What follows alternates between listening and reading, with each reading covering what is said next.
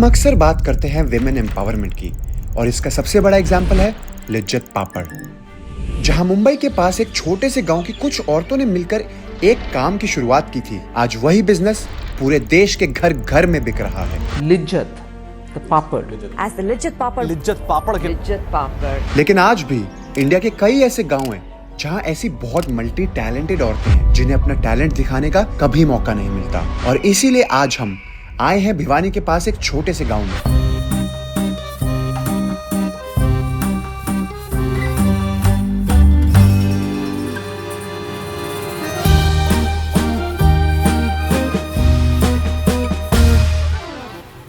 लेकिन यही गांव क्यों? सबसे बड़ी समस्या मतलब स्पोर्ट्स में देख सकते हो आप बैकग्राउंड में कि बच्चे प्रैक्टिस कर रहे हैं, जैसे लेकिन इसमें मतलब कि पानी के समय में बहुत ज़्यादा पानी भर जाता है। जैसे कि अगर कोई बीमार हो जाता है तो हमारे यहाँ डॉक्टर नहीं है, मतलब लोकल डॉक्टर होते हैं वो भी नहीं है। स्कूल के हाल भी ऐसे ही हैं, उसके लिए भी भिवानी जाना पड़ता है। मोस्टली कामों के लिए शहर में जाना पड़ेगा। और कितनी दूर है वो शहर यहाँ से? शहर यहाँ से 15 किलोमीटर है। 15 किलोमीटर। हाँ। इस गांव में दूर दूर तक कोई ठीक दुकान भी नहीं थी। हर छोटी चीज के लिए लोगों को 20 किलोमीटर दूर शहर जाना पड़ता था। और ऐसे में एक बिजनेस खोलना जहां सिर्फ औरतें काम करें बहुत रिस्की था, बहुत मुश्किल था। लेकिन बिजनेस करे कौन सा, यही जानने के लिए हमने यहाँ की औरतों से बात करी। राम राम भाई, मेरा नाम संतोष है। मेरा नाम सीमा है। राम राम भाई, मेरा नाम पिंकी है। सुमित्रा मेरा नाम से। मेरा नाम कविता है। डांगर डूंगरा में बैश्या में वो करके अपना गुजारा कर रही हूँ। पति मेरा खेती करे है। ये मेरे एक दो भैंस का भी होता है। हाँ, दूध भैंसिया का दूध बेचा भाई, दूध बेच बेच थोड़ा थोड़ा गुजारा करा भाई। खेती बाड़ी का करना बहुत सब भाई सिलाई कर ले से। मेरा खेती बाड़ी करा। हाँ, गांव में बात शुरू हुई तो एक बात समझ आई, ये गांव टैलेंट से भरा पड़ा है। सबसे ज्यादा कॉमन स्किल थी सिलाई। मैं सिलाई करती हूँ। सिलाई कढ़ाई को कुछ काम है हल्का फुल्का। भाई थोड़ी बहुत सिलाई सिलुई आवश्य यार, थोड़ी बहुत हुआ है बात है। ये सर रामजा से हमारे पास कौन सी माई करवा आवश्य आवश्य है थोड़ी बहुत भाई।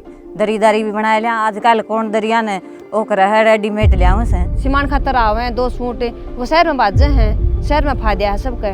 मेरे तो अड़गा में तो शायद कौन कोई फायदा भी अड़ कोई कौन करवांदारी से महंगे महंगे सूट कौन ले तार कौन सी माई करवाओ हमारे पास। समावेंगे सूट बहनी सिलवावे सब हैं, सबके में रेडीमेड चल पड़ा। फिर क्या करें, गुजारा तो करना ही पड़ेगा। कोई सिलाई सीख रही हूँ तो कोई सीखने वाले भी आ जाते, उसको भी सिखा लेती हूँ मैं।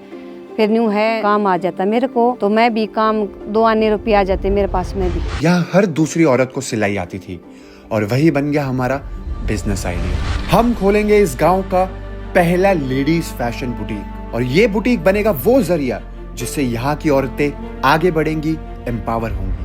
लेकिन गांव में कुछ भी करने के लिए चाहिए होती है सरपंच जी की परमिशन। तो बेसिकली हमारा क्या प्लान था, मैं और मेरी टीम ने यहाँ पर पूरे गांव में हमने विजिट करा, लोगों से बात करी, सारी औरतों से बात करी and we wanted to do something special इनके लिए। हमारा ये था कि हम एक विमेन एम्पावरमेंट के लिए कुछ करें। तो बेसिकली हम सारे ऑड्स फिगर आउट करने के बाद हमने ये डिसाइड करा कि क्यों ना यहाँ पर सारी औरतों को इकट्ठा करा जाए और उन सबको एक साथ जोड़ के एक छत के नीचे एक ऐसा शोरूम खोला जाए जहाँ पर ये सब सूट बनाए और सूट बेचे। और यहाँ से सारे लोग शहर जाते हैं, रोहतक जाते हैं, तो उस चीज़ों को यहीं पर प्रोड्यूस करा जाए और यहीं से बेचा जाए और बाकी जो आसपास के गांव है, शहर है, वो भी यहाँ पर आए देखने के कैसे सस्ता माल बन रहा है, अच्छा माल बन रहा है। देखो सर, ऐसे अच्छे काम के लिए परमिशन की कोई जरूरत नहीं है।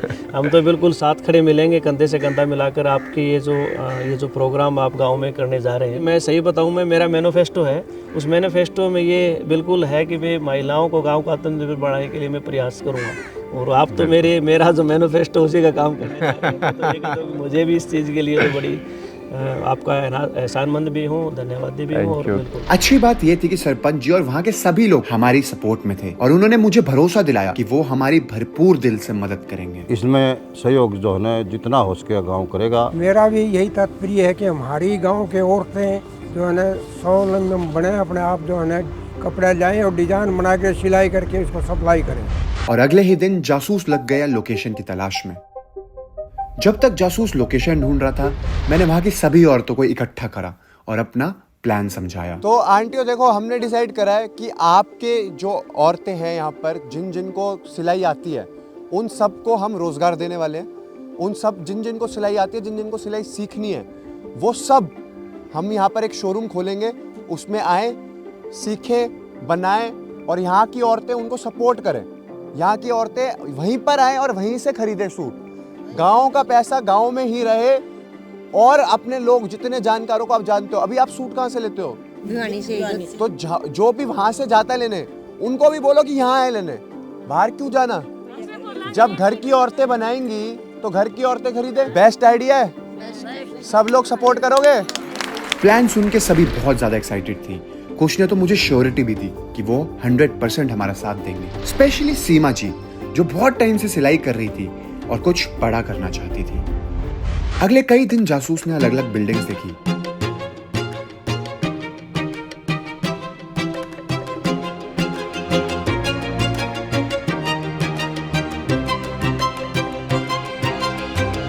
पर गांव इतना पुराना था कि हर बिल्डिंग की हालत बहुत ज़्यादा ख़राब थी। तो भाई मैंने मल्टीपल्स लोकेशन देखी और मुझे ये लोकेशन सबसे अभी तक बेस्ट लगी है, क्योंकि सबसे बढ़िया बात तो है, एक तो ये मेन रोड पे है और दूसरी चीज़ इसके अंदर जगह बहुत सारी है। मैंने एनालाइज करा है कि कहाँ पे हम रैक्स लगा सकते हैं, बाकी छत की मरम्मत करनी पड़ेगी, फ्लोर की भी हमें यहाँ फिनिशिंग करनी पड़ेगी। बहुत ही डल जगह है, काम बहुत सारा करवाना पड़ेगा। गेट तुड़वा के हमें यहाँ कांच का गेट लगवाना पड़ेगा, शटर लगवाना पड़ेगा। अब देखना ये है भाई कहीं इसको हम तुड़वाएं ऊपर से गिर ना जाए, क्योंकि बहुत ज़्यादा कच्ची बिल्डिंग है। अगर इसको हम पूरा पेंट वेंट करवा देंगे तो भाई बढ़िया शोरूम बन सकता है, बढ़िया चल जाएगा। तो फुकरा भाई को बोल के पूछता हूँ और इसको लोकेशन हम डन करते हैं फाइनली। तो इसका रेंट कितना आएगा? इसका मैंने रेंट पूछा था अराउंड 5-5.5 हज़ार रुपये। यार 5-5.5 हज़ार में आजकल क्या मिलता है? मुझे लगता है सैटन का कपड़ा भी नहीं आता 5-5.5 हज़ार का। यहाँ भाई कह रहा 5-5.5 हज़ार में बिल्डिंग मिल जाएगी। ब्रो ये गांव की जमीन है ब्रो, यहाँ सब मिलता है 5-5 हज़ार रुपये में। एक बार देख लेते हैं यार। मैंने मतलब तूने तो देख रखी है। मैंने तो देख रखी है भाई। इसको देख के मुझे एक्चुअली ऐसा लग रहा है कि इसमें बहुत ज्यादा काम होगा। अगर हमारे को इसको शोरूम बनाना है तो शोरूम बनाने के लिए हमारे को इसके सारे जो ब्रिक्स हैं ये सबको भरना पड़ेगा। यहाँ पूरा पेंट होगा, ये फैन हटेगा, इतनी नीचे नहीं हो सकता। इस पे फॉल सीलिंग डलेगी, उसके बाद नीचे टाइल्स डलेंगी। और अगर हमें शोरूम बनाना है तो यहाँ काउंटर होगा, यहाँ पर मैनिक्विन्स लगेंगे और रैक्स लगेंगे। ये सारी चीजें तो होंगी। भाई कम से कम 25-30 लोकेशन देखें तब जाके यहाँ पे आया हूँ। तो मतलब ये बेस्ट है। बेस्ट तो डील डन करते हैं। I always deal the best. तो साल भर का रेंट पे करके हमने इस बिल्डिंग की रेनोवेशन स्टार्ट कर दी और तब तक हम पहुंच गए हमारे स्टोर के लिए मशीनरी लेने। 4 सिलाई मशीन चाहिए, 1 इंटरलॉकिंग मशीन चाहिए और 2 पिको की मशीन चाहिए। एक ये मशीन है जी, इससे आप हर एक कपड़ा सिल सको, जैसे कपड़ा से टी शर्ट, लवर, बनियान, होजरी कपड़ा, सूट, सलवार, मोटा। तो हमें ना ऐसी चाहिए था कमर्शियल यूज़ के लिए भी। कमर्शियल यूज के लिए ये है। और एक ये है जी, ये ले जी, दिन के चाहे 20-25 का ऐसे सूट सिल लो जी। हर एक कपड़ा आप चलेगी, टी शर्ट लो। हाँ जी। ये कितने की है? ये पड़ेगी मशीन 7200 रुपये का पूरा सेट पड़ेगा जी आपको 11,500 रुपये का। 11,500 पूरा सेट पड़ेगा जी। ये वाला अभी इसमें मोटर नहीं है? मोटर नहीं है, मोटर लगा के देंगे 11,500 में। 11,500 मोटर लगा के। ये 14,500 रुपये की। ये उषा नई मशीन है, ये 24,000 रुपये की है। ये सिंगर की है, ये 25,000 रुपये की। तो गाइस अभी तक मैंने जहाँ तक जितनी मशीन्स देखी हैं सबसे बेस्ट और बढ़िया रेट में मेरे को ये वाली मशीन लगी है, क्योंकि भाई ये कमर्शियल यूज़ में भी काम आ जाएगी और जैसे भैया बता रहे हैं कि हर एक कपड़े पर चलेगी। हर एक कपड़े चलेगी।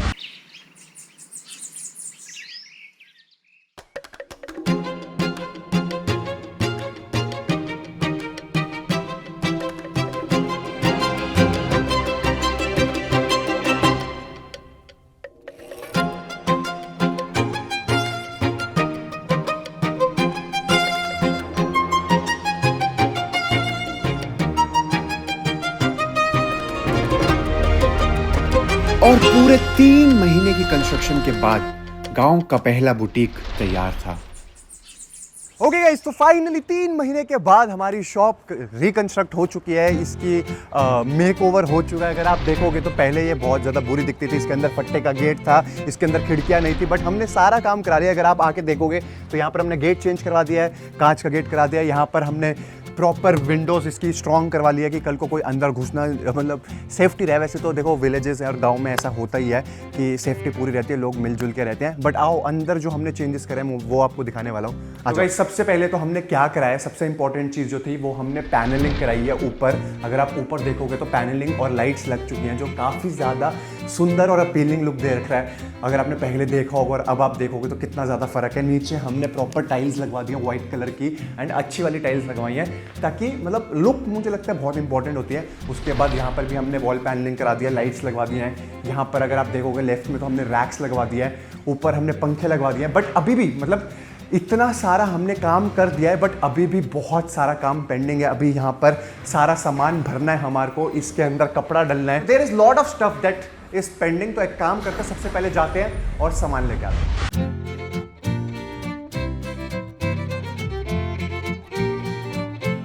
तो गाइस फाइनली सारा सामान अंदर आ चुका है एंड मैं जेन्युइन बता रहा हूँ, मुझे भी भाई बिल्कुल नॉलेज नहीं थी एक सूट कैसे बनता है, कैसे स्टिच होता है, क्या करना चाहिए क्या नहीं। बट जासूस ने हमारी बहुत हेल्प करी है। साइंटिस्ट फॉर अ रीजन, जैसे थाला फॉर अ रीजन, हमारा भाई साइंटिस्ट फॉर अ रीजन। ये अलग अलग टाइप की मशीनें यहाँ पर लेके आ गया है। तो तू थोड़ा एक्सप्लेन करना चाहेगा कौन सी मशीन कौन सी है? तो गाइस काफ़ी रिसर्च करने के बाद मैंने एनालाइज करा कि ये एक सूट बनने के लिए क्या क्या चाहिए होता है। क्या चाहिए होता है? सबसे पहले सिलाई मशीन जो ये है सिलाई मशीन, ये भी सिलाई मशीन है और वो भी। तो इनमें फर्क क्या है? दोनों अलग अलग हैं। ये हैवी ड्यूटी है, मतलब इसमें चाहे कितने सूट सिल लो, ना ही गर्म होगी ना जलेगी, कुछ नहीं होगा। क्या बात है, मतलब हमने देखो कोई कंजूसी नहीं करी है, हम महंगी चीजें भी लेके आए हैं। और ये है नॉर्मल सेमी स्टिच मशीन। ये नितिश यहाँ पर काम करते हुए थोड़ा उनको अनबॉक्सिंग कर रहा है। और ये क्या है? Interlock machine. इससे क्या होता है? सूट को इंटरलॉक करती है, आपस में जोड़ती है सूट को। जो जुड़ता है सूट वो इंटरलॉकिंग मशीन से होता है, तो हम वो भी ले आए हैं। बाकी हम मैनिक्विन्स लेके आए हैं और भी हम सारी चीजें बेसिक बाकी एक और machine, pico machine. Pico machine का है, चुन्नी में लगता है ना, चुन्नी के जो एंड होते हैं उसमें पिको होता है वो मशीन। ये रही, ये है पिको मशीन। तो हम सारी मशीनें ले आए हैं। अब हम इसको प्रॉपरली सेट करेंगे, मैनिक्विन्स लगाएंगे, काउंटर्स लगाएंगे और हम करेंगे इस स्टोर की फाइनल ओपनिंग। रंग बरसे, चलो भाई पार्टी है।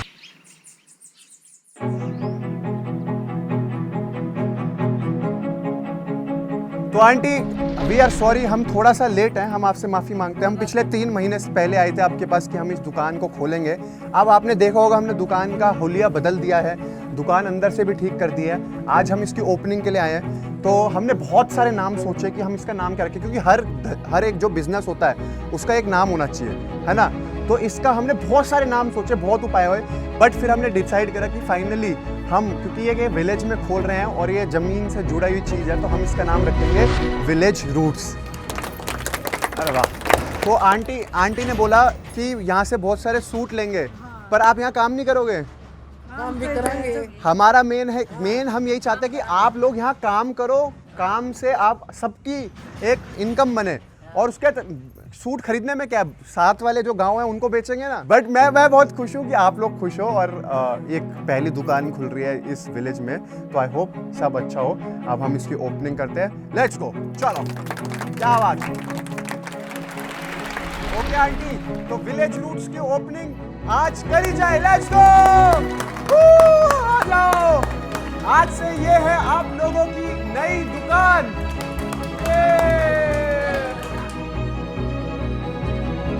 खरीदने के लिए बाहर जाते थे, कहीं भी वाणी जाते थे। अब हमें सूट सिलाने के लिए बाहर नहीं जाना पड़ेगा। हमारे साथ में बुटीक भी खुली हुई है। कपड़ा खरीदेंगे, बहुत अच्छा खरीदेंगे और रिश्तेदारों को बुलाएंगे, यहीं पे सिलवाएंगे। इतने दूर भिवानी जाना था, हमारा वर्गिया पलकड़िया कौन सा था, अब नजदीक हो गया सारा, आड़ के आड़ खरीदेंगे। धन्यवाद आपने, और बहुत बढ़िया बिक्री होगी, अच्छी दुकान, अच्छा आनंद आया हमने। हमें भिवानी नहीं जाना, कोई दिल्ली नहीं जाना, कोई शहर नहीं जाना, यहाँ से खरीदना, यहाँ से मंगवाना। सच में यार मुझे बहुत अच्छा लगा सभी को इतना एक्साइटेड देखकर। लेकिन मेरे मन में एक डाउट आया जब मैंने सभी औरतों की बातें सुनी। सभी बात करी थी कि वो कितनी ज्यादा एक्साइटेड है यहाँ से खरीदने के लिए। सूट सिलाने के लिए बाहर नहीं जाना पड़ेगा। कपड़ा खरीदेंगे, यहीं पे सिलवाएंगे, आड़ के आड़ खरीदेंगे, यहाँ से खरीदना, यहाँ से मंगवाना। लेकिन सिवाय सीमा जी और कुछ औरतों के किसी ने भी यहाँ पर काम करने की बात नहीं करी। हम कल से सिलाई करेंगे, दुकान पे खुल जाएगी, कपड़े गिरेंगे, कपड़े सिलेंगे, बेचेंगे और गांव में सब में कहेंगे भी यहाँ पर सिलाई हो रही है, यहाँ पर सीखो। शायद सभी अभी बहुत ज्यादा ही एक्साइटेड थी। आंटी यहाँ पर अभी तो समोसा पार्टी हो रही है, बट कल से यहाँ मेहनत चालू होनी है। तो जिसको सिलाई नहीं आती वो सीख लेना, सिखवाएंगे हम, पूरी ट्रेनिंग दिलवाएंगे। और जिसको हमारे साथ जुड़ना है वो जुड़ सकता है। इसी के साथ सब रॉ मटेरियल सेट हो चुका था और हो गया था हमारे स्टोर का इनॉग्रेशन। अगले दिन जब मैं विलेज रूट्स पहुंचा, आई वाज शॉक्ड। सिर्फ सीमा जी और 2 लोग काम कर रहे थे, बाकी औरतें आई ही नहीं। सीमा जी ने बताया कुछ लोगों को काम आता ही नहीं है और जिन औरतों को आता है उन्होंने मना कर दिया ये कहकर कि काम काफी ज्यादा रिस्की है, कि उनके पास इन सब के लिए टाइम ही नहीं है। और मेरा डर सही निकला। अब कैसे होगा वुमेन एम्पावरमेंट जब वो विमेन ही नहीं चाहेंगी काम करना। लेकिन फिर एक ख्याल आया कि तुम किसी को खाना परोस सकते हो लेकिन उससे खाना खाने के लिए मजबूर नहीं कर सकते। एंड शायद अब हमें ये आइडिया यहीं रोकना पड़ेगा।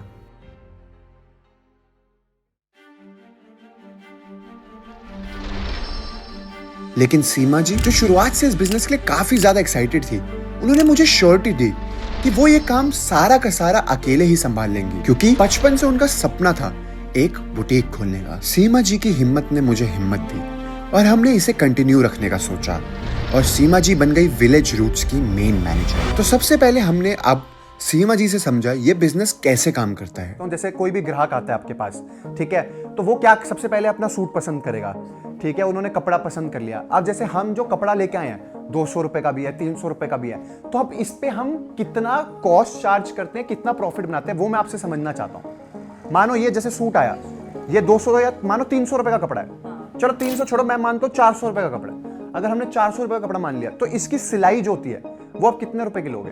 सिंपल सूट के तो 200 रुपये होते हैं। सिंपल की 200, इनर वाले का 300 रुपये होते हैं। वो 300 हो गया। दूसरा प्लाजो पैंट के 500 रुपये होते हैं। प्लाजो पैंट अलग से 500 होते हैं। तो मतलब अगर आप एक सूट सिल रहे हो तो उसकी एक प्लाजो तो सिलोगे और ऊपर भी सिलोगे। पूरे सूट के 500 रुपये। तो पूरे सूट के 500 हो गए। मतलब मान लो अगर मैंने 400 रुपए का सूट है तो स्टिचिंग 500 रुपए हो गई पैंट की और ऊपर जो सूट है उसकी, और उसके ऊपर आप प्रॉफिट अलग से लेते हो इसमें? हाँ। कितना प्रॉफिट?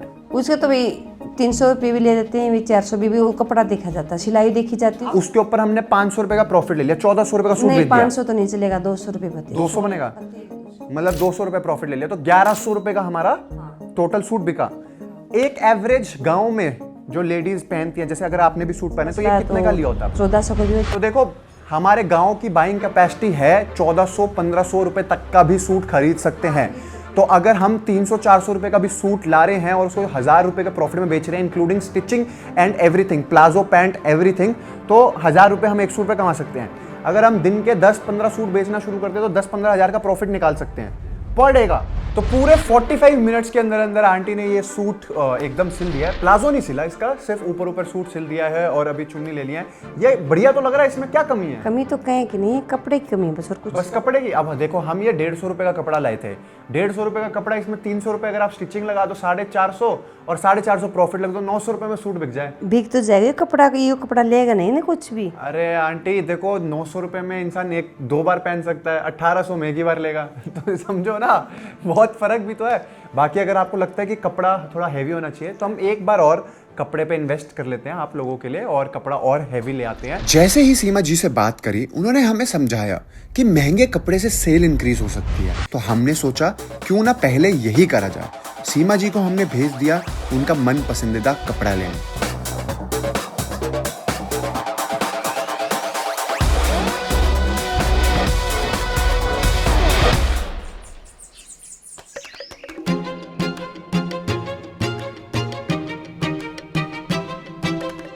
एंड स्टोर चल पड़ा। पहले हफ्ते ही खूब माल बिका, पड़ोस के गांव तक की लेडीज शॉपिंग करने आ गई। और ये सिर्फ किस्मत ही नहीं थी, सीमा जी ने इसके लिए बहुत मेहनत की थी। उन्होंने दिन रात एक कर दिया था।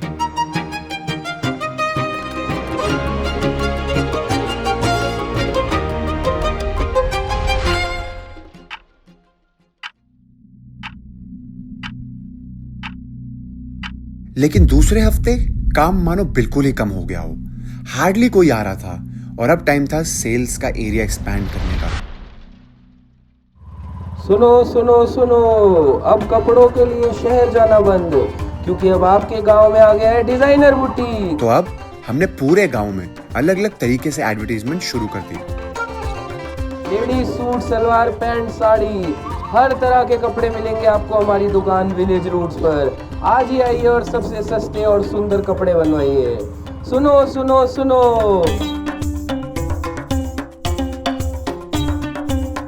ये दुकान खुल रही है, अभी आपने कुछ नहीं पहना पर वहाँ कुछ पहनना हो तो जरूर आना, बढ़िया रेट पे कपड़े मिल जाएंगे। हमारी दुकान का नाम विलेज रूट्स है। आज ही आइए और सबसे सुंदर और सस्ते कपड़े बनवाइए। एंड धीरे धीरे सेल्स इंप्रूव होने लगी।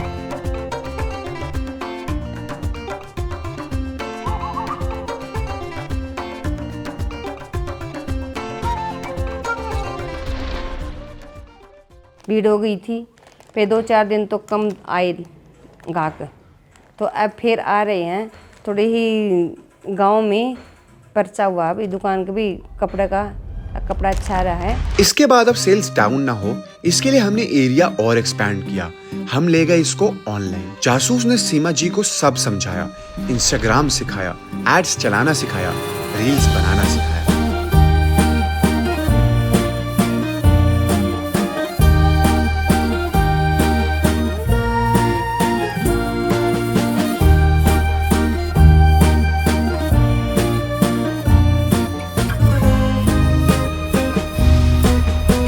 और तब बिजनेस का पहिया चलना शुरू हो गया। ऑनलाइन ऑर्डर्स आने लगे, लड़कियां काम सीखने आने लगी।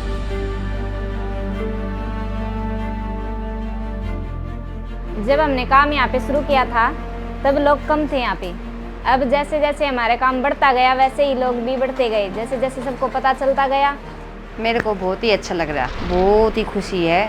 दो अपने भी काम सिखा रही हूँ बच्चों को, तो उनकी मेहनत, मेरा भी मेहनत होएगी। थोड़ा बहुत काम सीखे, मेरे भी काम आएंगे, तो थोड़ा बहुत सिखाऊंगी तो मेरे पास भी सिलने के लिए आ जाएंगे ये बालक। और सबसे ज्यादा खुशी तब हुई जब वही लेडीज जिन्होंने पहले मना किया था अब हमारे साथ जुड़ गई, घर से काम करने लगी। गाइस, जब हम यहाँ आए थे इस गांव की ज्यादातर औरतें सिर्फ घर से काम करती थी। उनका कोई ड्रीम नहीं था, कोई गोल नहीं था। लेकिन आज हर तीसरे घर में एक औरत इस बिजनेस का हिस्सा है और उनकी आंखों में सपना है, उम्मीद है, और शायद वही उम्मीद उनका एम्पावरमेंट है। मेरी तरफ से जो मैं कर सकता था मैंने अपनी पावर में सभी किया। अब ये बिजनेस सीमा जी और इन गांव की औरतों के जज्बे पर है कि ये इस बिजनेस को कहाँ तक लेके जाती हैं। मैं आप लोगों से एक फाइनल रिक्वेस्ट करना चाहूंगा, आप लोग भी जाओ इंस्टाग्राम पर इनका पेज को फॉलो करो, इनके काम को देखो, और अगर पसंद आए तो ऑर्डर करना। एंड आपका हर एक ऑर्डर सीमा जी जैसी एक डेयरिंग औरत को और हिम्मत देगा।